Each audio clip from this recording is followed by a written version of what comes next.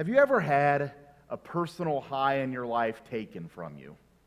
Maybe you've had some great achievement, something amazing's happened in your life, and then wouldn't you know it, just a second or two later, or at least it seems that way, that it's taken away from you. It's taken away by a person, it's taken away by an event, something that just sucked the very life out of you. I can remember when I was a freshman in high school, I played baseball, and I remember the first several weeks went so well. It went really, really well. I had coaches that were telling me, Danny, you're doing a great job. You're the best hustler on the team, all these things. And I thought, wow, I'm really getting somewhere with this. I'm really, and I got on this personal high, only to have another coach, and it was the head coach, tell me sometime later that things weren't going so well, and I rode the bench, and it was hard, and it was so deflating. You work so hard, you put your best into it, and all it takes is a simple word or a simple action by someone else to just kind of like that proverbial, that balloon where you just pop the balloon, and there it goes. There goes all of your joy, there goes all of your happiness, whatever it might be.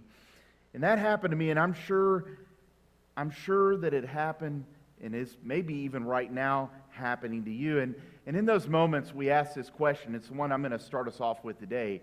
Maybe this is where you're at today. What's happened to my joy? Now, I'm not going to have any of you raise your hand in here, but I bet you if I were to ask you today, how many of you in this room have lost your joy, or maybe your joy has sprung a leak? I'm sure many of you in here would raise your hand. Because it's easy for it to happen. It's easy for our joy. And again, I want to be really careful with this because the biblical idea of joy is maybe not the same idea that people have of the worldly sense of joy. Because the worldly sense of joy is really happiness. So maybe we're thinking more in terms of happiness here, but I'm just using this term joy because that's what most people think. When I lose my joy, I'm losing my happiness. Now in the Bible, joy is more of a sense of being. It's more of a contentment. And we're going to talk a little bit about that this morning. But nonetheless, all of us in here might have a little bit of a joy leak.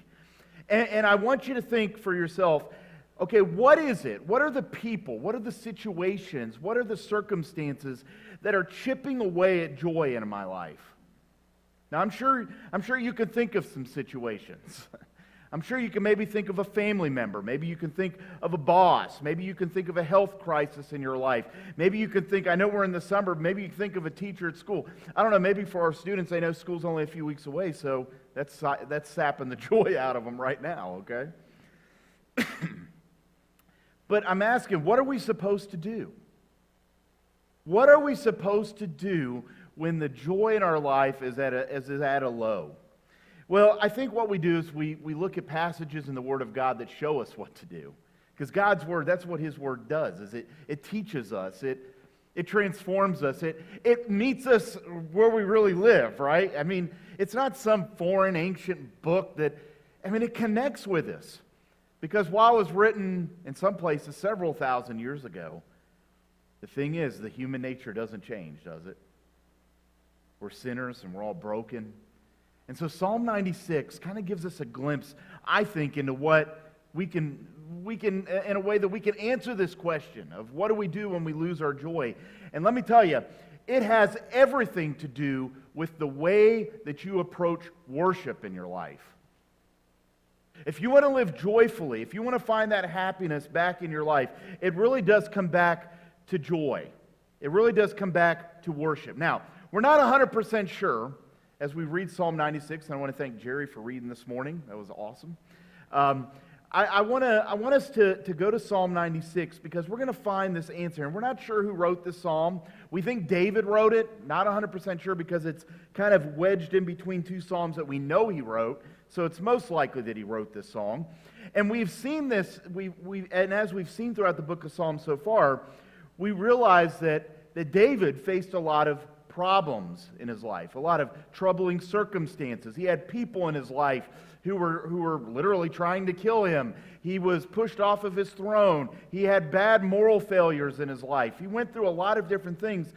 And yet, in the middle of all of this pain, in the middle of all this hurt, in the middle of all this discouragement, he remained real with God, and in the midst of being real with God, he still was content.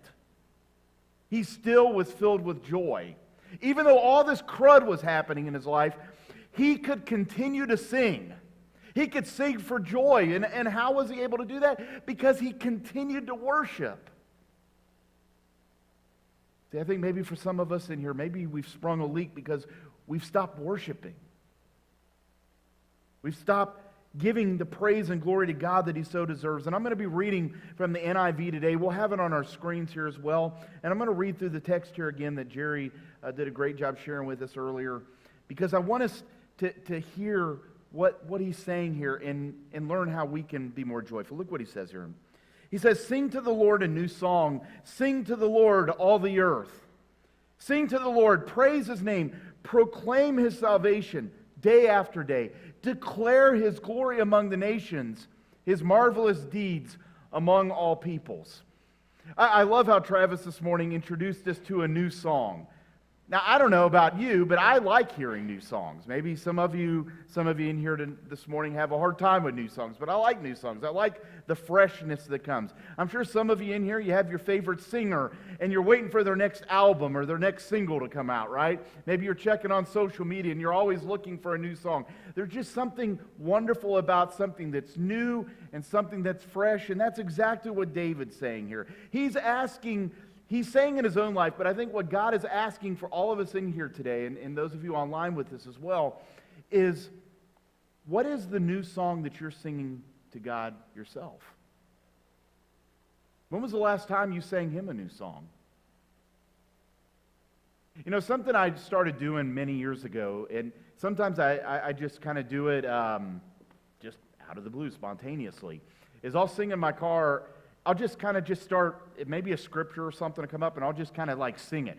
I'm sure it sounds awful. I'm sure it doesn't have much melody or much rhythm. It definitely would not be sung on a Sunday morning, but it's my new song. Do you sing a new song? Do you look for a new reason to sing a song for him? Maybe something that happens during the day. I'm sure that's what David is happening here. He saw something or an event happen, and this is what he wrote. Now, like I mentioned earlier, this psalm is anonymous. We're not 100% sure, but we think it was David. And we do know that if you look in the book of 1 Chronicles chapter 16, that this psalm was actually used when the Ark of the Covenant was being moved into Jerusalem. There's this beautiful scene there as the Ark of the Covenant's coming in and David's worshiping. This psalm was one of those which was used. And so there's this great moment of worship and bringing what represented the presence of God into the city. And they sang that day a new song. And the song that we sing, the song that he sang, is a song about his salvation. That every day, I hope that every day we proclaim that our lives are forever changed by him. That's what we mean, is that we could sing a new song every day, because every day is a new beginning for us. It doesn't matter where we've been, who we are, where we've come from. We've all been given the greatest gift of all. We've been given salvation. We've been saved from ourselves. We've been saved from this mess of a place that we're in. But I think it's also a reminder to us that God doesn't want us to just be religious consumers. You know, one of the things that can be kind of dangerous, and I've seen this, unfortunately we're seeing this in some places in the American church and even around the world, is that we go to a worship service just to consume it. We go there because it's got great music, or we go there because we like the worship leader, or we go there because we like the preacher, or we go there because we like the programming. And I'm not saying those things are wrong. What I'm saying, though, is are you so focused on consuming? Because that's not what Sunday morning is about. Sunday morning is really about giving. And not just Sunday morning, obviously, throughout our week. But our faith is about giving praise to God, giving love to others, serving others. When you come Sunday morning, I hope you're not coming here thinking, okay, what am I going to get from service today? Now, I hope you do get something today, but that is not the purpose. The purpose is for you to give your worship, to give a new song, to show love or concern for somebody else. That's something I really enjoy. I know this morning we had prayer time. Prayer time. It's just so neat to see us there for one another. What are you going to give to someone else? I think that's where we've lost track in the church. I think that's why we're even losing ground in some ways in our country, is because it's become about us. We're not focused on the people around us, the people in our church, the people in our families, our communities. God didn't put us here to just be consumers. And that's what David's doing here, is he's declaring God's glory among the nations. He's pointing it all back to God. See, I'm asking you today, what is your song? Now keep reading, verse 4. For great is the Lord and most worthy of praise. He is to be feared above all gods. For all the gods of the nations are idols, but the Lord made the heavens. Splendor and majesty are before him. Strength and glory are in his sanctuary. You know what David's saying here, but yet it's a warning and something we need to watch out for? You need to be really, really careful in your life of the imitators. Your life, most likely, all of our lives, are filled with things that try to imitate the glory of God. He's referring to idols of the nations that surrounded Israel at the time, but all of us have imitations. Now, I might have shared this before, and I don't know, some of you might want to leave the church after this, but I will share this anyway. I love Lucky Charms cereal, okay? You might be thinking, I can't go to a church whose pastor loves Lucky Charms. I mean, that's for kids, all right? What in the world? What? But I love Lucky Charms. My kids will tell you that. Like, I just love Lucky Charms. But one time at my house, one of these boxes showed up, okay? And we'll put it up here on the screen. I think we've got a picture of it. And I was offended. This is not Lucky Charms, okay? It doesn't taste the same. It's just not the same. That is an imitator.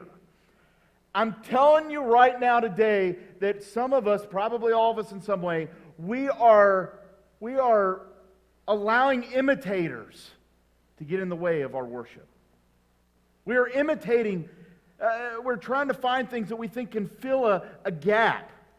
But see, David here is saying, no, you got to get back to the original. You've got to get back to the one that will really fulfill you, the one who will really build up the joy that you so desperately need in your life. Don't give in to those things that try to imitate how good God is. Look, he goes on in verse 7, ascribe to the Lord, O families of nations, ascribe to the Lord glory and strength. Ascribe to the Lord the glory due his name. Bring an offering and come into his courts. Worship the Lord in the splendor of his holiness. Tremble before him, all the earth. When I was looking at this, I saw this word ascribe, and I'm like, that's not a normal word. I can't remember the last time in a normal conversation I used the word ascribe. Anybody in here ever say ascribe? I don't know if I've ever had anybody tell me that. Ascribe. So I thought, all right, I'm going to look this up in the original, and because it comes up twice here, and it's this Hebrew word, it's yud-hebed, which means a little bit more than maybe we might think. Because what it really means is to give or come on. So it's almost like this idea of come on. It's like somebody pulling you, like, come on, let's go do this. And so when I bring that idea into the text, look what it says. It says, come on, let's go to the Lord. Give to the Lord.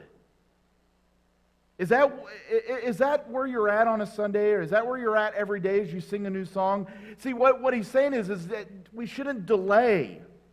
Don't wait for someone else to give the worship that only you can give to him.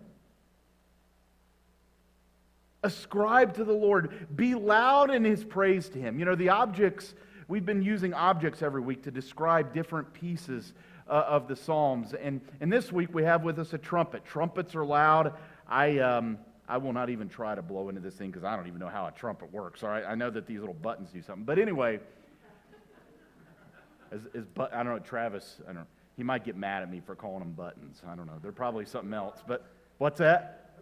Oh, they are buttons. All right. See, there I am a musician, right? Yeah, I am. All right. Good. Okay. That's one thing. I'm so thankful for Travis because I don't know the first thing musician-wise. But anyway, But we are to ascribe, we are to come on, we are to speak loudly the praises of God. A new song. You know, a reminder of the importance, though, of seeing God at work in anything is that is happening in our lives is not our abilities, but it's His work and what He's doing. And we give Him praise for that. You know, I love Jude. You know, Jude is a half-brother, is a half-brother of Jesus. If you look in Jude chapter 1, verses 24 to 25, look what he says here. I love how he says this. He says, "To Him who is able to keep you from falling and present you before His glorious presence without fault and with great joy, to the only God our Savior be glory, majesty, power, and authority through Jesus Christ our Lord, before all ages, now and forevermore. Amen." Wow, that's a song, isn't it? That's a song that we can all sing. And that was Jude's song, and it's one that we should sing because indeed Jesus, His work in our lives, we have plenty to worship Him for. Now let's go back there into Psalm 96, because look what it says now in verse 10 and following. It says, "Say among the nations." Notice he doesn't say among just a few of your friends, or just say to yourself. He says, "Say among the nations, the Lord reigns. The world is firmly established. It cannot be moved. He will judge the peoples with equity. Let the heavens rejoice. Let the earth be glad. Let the sea resound and all that is in it. Let the fields be jubilant and everything in them. Then all of the trees of the forest will sing for joy. And they will sing before the Lord, for He comes. He comes to judge the earth. He will judge the world in righteousness and the peoples in His truth." I love how this imagery of creation, but it's also a little bit of a warning. Don't let the trees, don't let the forests be the only ones giving worship to God. You're supposed to be a part of that too. You're supposed to sing a new song too. God is, we see here Him saying God is to be praised not only for what He does, but who He is. That God is fair and that He is just, that He's going to make everything right, but there's something even deeper here. See, our worship is intended to be given to Him, but then it's supposed to be used as a witness to the world. You see, that's what He's saying. He's saying all the nations. When people see us giving praise and worship, that's a witness to the nations. So you know what that means? I guess in a practical sense, like for us at church on a Sunday morning, we come in here and we give Him worship and we give Him praise, but that is supposed to be the catalyst for the week. This is kind of our rallying cry, right? We come in, we give Him praise and worship, and then we go out into the world that week and we continue to give Him praise and we continue to give Him worship. I like what it says in Romans. Paul there wrote, how then can they call on the one they have not believed in? And how can they believe in the one in whom they have not heard? And how can they hear without someone preaching to them? And how can they preach unless they are sent? As it is written, how beautiful are the feet of those who bring good news. He's not talking about somebody else's feet. He's talking about your feet. And one of the ways that we bring good news is by singing for joy and singing a new song. And that is exactly what we do when we come together on Sundays. It's what we should do personally every day of the week. Now here's the point in all of this. If we are going to find that joy again that we started off with, we said that we maybe some of us in here have lost. It starts with filling your life with joy means emptying your heart to God. If you're going to be filled, you first better empty out the imitators. If your heart's filled with imitators, it's not going to have a whole lot of room for the real thing. I learned a long time ago, I remember making this little craft in vacation Bible school. It was like these letters, joy, J-O-Y. You probably remember it said Jesus first, others next, yourself last. I remember that. That is what joy is. That's exactly what joy is. But you know what? That's a lot easier said than done. It was a lot easier for me to put together that craft than to hold on to it. I wish that when I made that, like back in like first grade or whatever, that like, oh, I made it, all right, I got joy. It never goes away now. It's there for good. But it does have a way of getting away. See, to be filled with Jesus, to sing for joy, you have to empty your heart first so that He can fill it. You know what, last week or a couple weeks ago at CIY, I was impacted by our students. I mean, just seeing them worship without abandon, kind of emptying their hearts out to God. We took a couple of pictures. I think I'd put them in my slides. They didn't know that was kind of one of the scenes. But can we go to one more slide? They didn't know I did this. All right, I took a picture of them while they were singing. All right, their hands raised in worship. Just that abandon. That's what we need more of in our lives. Every day. It shouldn't just be at a conference. It shouldn't just be at a church service. It should be every day. I loved how that evening, though, when they sang with their voices. They even gave their tears. I saw a few tears, which was really cool. And then they gave God the opportunity to move in them. That is what God is calling of us. We empty ourselves so that He can fill us. And as we just read there in Psalm 96, there are a lot of reasons that we could cry out to God with passion. That we could cry out to God with all of our hearts. When you worship, are you seeking those reasons? Or do you just come in here to sing a few songs and get through the next hour and 15 minutes? Or if Danny's preaching, probably an hour and a half. Okay, all right. You were supposed to say, well, that's okay, Danny. You can go that long. But anyway. But no. I mean, are you just here to checklist? Is it just a checklist? Or are you coming in here with a reason? You know what? That's something I would encourage you to do every week, is to find a word. Find a word. That's kind of what David did here in Psalm 96. Find a word. Here's a few words that we see in this psalm. Salvation. I'm going to focus on the salvation that I have. Creation. I'm going to focus on what God's made. God's glory. His deeds, His splendor, His majesty, His strength, His holiness, His righteousness. What is the word that you're going to dwell on? And not just today. I mean, obviously we're here on a Sunday morning, but every day. What is your word for the day when it comes to God? And then empty your heart to Him and say, God, you know what? I'm really struggling here. Or God, but God, while I'm struggling, I know that You're healer. God, while I'm struggling, I know that You're a provider. What is your word? What's the word you're going to look at? And it changes from day to day. That's how good our God is that no matter what circumstance or what's happening in our lives, He's able to reach into us, even in the middle of that word. But see, here's the thing. We often fill our life with things that only have to fill our lives with more and more. You get what I'm saying? Let me read that again. We fill our life with things only to fill our lives with more. We think this is the thing that's going to make me happy. Well, then what do we do? Nope, that doesn't make me happy. Then I got to find another thing that makes me happy. Oh, that didn't work. Then I got to find another thing that's just kind of the way we are. I ran into this really interesting story. There was an American businessman one time. He was at a pier in a small village in Mexico. And he was talking to this man in this village who had a small boat. And he was on the boat by himself, and in the boat he had several, it wasn't many, but he had several large yellowfin tunas. And the American man complicated the fisherman on the quality of his fish, and he asked him how long it took for him to catch them. And the man replied, he said, oh, it only took a little while. And he says, well, why, the American, he's like, well, why didn't he just stay out there a little bit longer, and you could have caught a few more? And the fisherman said, well, he had enough fish to support his family's needs.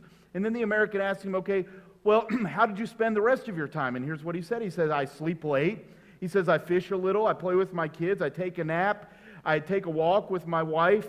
I stroll into the village. I hang out with my friends. And then I go to bed. That's what I do. It's a busy and full life, he says. Well, the American's like, pfft. He says, I have a Harvard MBA, and I could help you. You should spend more time fishing.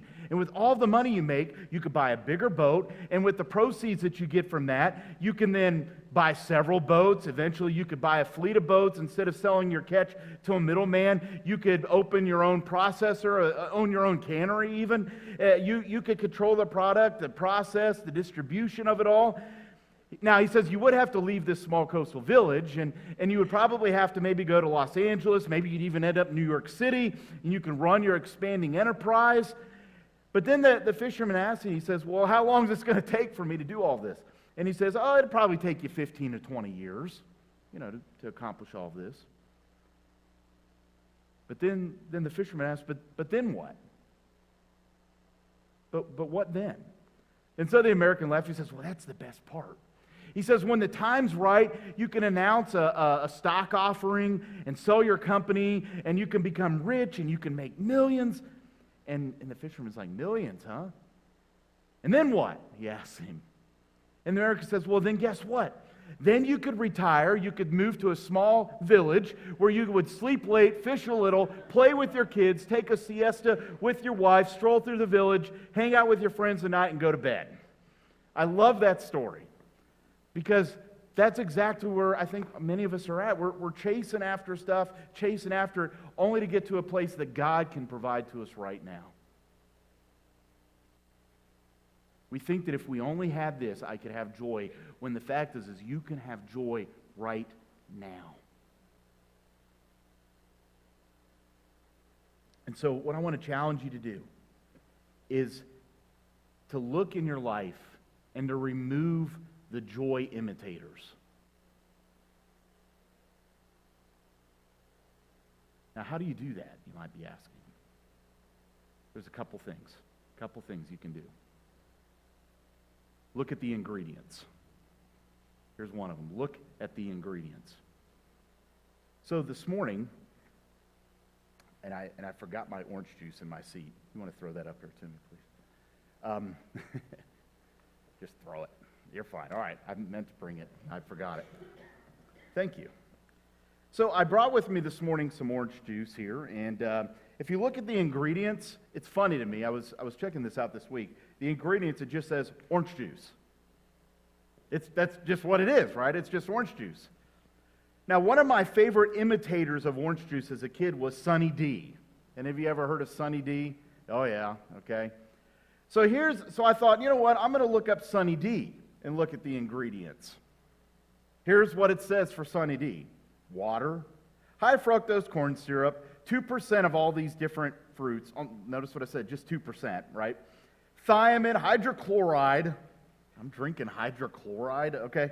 Natural flavors, modified cornstarch, oil, sodium citrate, cellulose gum, sucralose. Okay, the list goes on. I'm only like halfway through the ingredients list.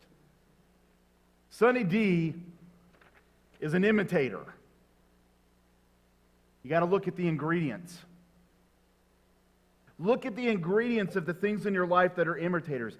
I think life is a lot like this. If your life is filled with stuff and not simplicity, you might have a joy imitator in your life. I like what Jesus said in John 10. He says, the thief only comes to steal and kill and destroy, but I have come that they may have life and have it to the fullest. You know what the thief likes to do? He likes to give you an imitator. Our world today is full of them. If you only had this much money, or if you only had this relationship, or if you only had this job, or if you only had this house or this car, all these imitators, the thief is putting them out there to us. And again, those things in and of themselves are not bad, but the problem is when we give them the priority. When we say that if I only had that, I would be joyful. Those are imitators. Jesus, though, says that He has come that we can have life and have it to the fullest. He is the original. And when we start looking around, we're trying to replace the original. So again, look at the ingredients in your life. Now, there's something else. You need to examine the fruit or examine the results. How's that chasing after stuff going for you? How are you feeling? I know for me it hasn't worked out too well at times. When I want something, I just get more frustrated and more upset and more angry when I don't have it. Or maybe when I do get it, I realize it doesn't meet what I thought it was going to give me. You need to think about the results, because the thing about imitators is that they give an initial feeling of joy, but they end up leaving you bloated and unhappy. A few weeks ago, I had some Sunny D, and let me tell you, I was like, I can't believe I liked this stuff as a kid, you know? Just didn't taste that great. What are the results? I mean, we see these imitators in the things that we eat. Think about it. If you eat a lot of junk food, it feels really good at first, right? I've done that. Sometimes I'll watch a TV show and I'll start eating some chips, and next thing I know, I've ate half the bag, and then I feel like, ugh. There's that initial joy, right? But then it eventually gets to you. But the real things like fruits, vegetables, those things, they're last. And see, Jesus lasts. He never fails. He never gives up on us. He always loves us. And look at what that does in our lives. We live healthier lives. You know what? Jesus in his ministry, he spoke a lot. He spoke a lot about fruit, bearing fruit. And what I want to ask you today is, in your life, how would you say your fruit bearing is? Here's 5, and maybe there's others, but here's 5 quick things here. And I want you to figure out where you're at. There's 5 quick fruit-bearing results, okay? Here's the first one. How about rotting fruit? Yeah, I know. We're about to eat lunch, and you probably don't want to look at that. Sorry. But rotting fruit. Fruit maybe that was once good. Maybe it was something that was being produced in your life, that Jesus was working through you, and maybe it's just kind of sat stale and it's become rotted. Maybe that's where you're at. Maybe it's going to require you maybe to go back a few steps and to reacquaint or reconnect yourself to Jesus, who is the vine, right? We're the branches. And allow him to renew you so that that rotten fruit is no longer rotting in your life. Maybe this is where you're at. Maybe you're unripened fruit. You know, kind of like, I believe we have a banana, right? Unripened fruit in our lives. Any of you ever ate a banana that's not quite ripe? It just doesn't taste that great. At least it doesn't to me. And maybe that's where you're at in your life right now. Maybe Jesus has been working through you. He's teaching you. He's growing you. And you're not quite there yet. But I want to encourage you today to keep at it. To stay connected, to let him grow in you more, help him ripen the fruit that he's developing in your life. Maybe that's where you're at today. Maybe it's this one. Maybe your unused fruit. I remember when I was a kid, we had oranges that would fall on the ground, and once they hit the ground, you don't really want to eat them anymore.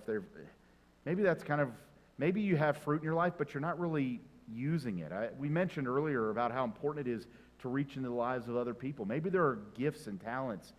I'm not going to say maybe. There are gifts and talents in your life that you are not passing along to other people, and you need to consider that. Where is the unused fruit in your life? How about, maybe this is another one. How about frozen fruit? Maybe there's fruit that's developed in your life, but it's just kind of frozen. You're just kind of holding back. It's kind of like unused fruit, but yet it's developed and it's there and it's ready to consume, but you just can't take that step. And I don't know what that is. Maybe it's the step to help out in a ministry here at our church. Or maybe it's a step to help out in a program at school. Or maybe it's a step to help somebody that you eat lunch with or that you work next to. What is that fruit that is just sitting there waiting to be shared that you have not shared yet? Because see, if we want to live with joy, we want to live with worship in our lives, it's going to require us to share the fruit. And then, of course, the final fruit is this one, and that's the good fruit in our lives. See, Jesus intends for us to share our fruit to be enjoyed by other people. The fruit being produced in your life is not for you, by the way. We live in a very consumer-driven culture where the gifts and the talents you have are not for you. They're for someone else in your life. So where are you holding back? So I want to challenge you today. I want to challenge you to take an inventory of the things in your life that have not met your expectations. And then the step after that, I would say, is this, is how are you going to then instead not so much focus on your expectations, but to focus on the fruit? How are you going to worship and find that joy again so then life is more about other people and not yourself? That's how you're going to find joy. It's not in getting, it's about giving. It's about loving. I mean, what is it in your life right now that you feel unsettled in? Maybe a place where you don't have joy, where you're without contentment. Maybe if you're a student here today, I know that we're not in school yet, but maybe last year your grades are suffering. You know, that takes away contentment. Or maybe your relationships and your friendships aren't right. Maybe you're putting too much into those things that determine how happy you're going to be. See, joy is a state of being in Jesus. Maybe at work, maybe the job you have is the job you don't want. Or maybe it's the job that you're not making the money or the position that you want. And I'm asking you, have you allowed your work to determine your joy? Because if not, if you have, you might want to look at the ingredients. You might want to look at the fruit, because you're probably focused on the wrong things. And in our relationships, do you think if you just had the right people in your life, you would be happy? I'm telling you right now, you have the right person in your life already, and that's Jesus. You don't have to get married to get happy. You don't have to have the right person, the right influential person to be your friend to be happy. You don't have to do all these things. Jesus is joy, period. No asterisks, no conditional statements. Jesus is joy. And I want you to know today that living joyfully can be achieved when the joy is real, when it's the real product, not the imitator. So joy is in our worship. And it's not just any worship, but worshiping the only one who is worthy of it. Don't accept any imitators.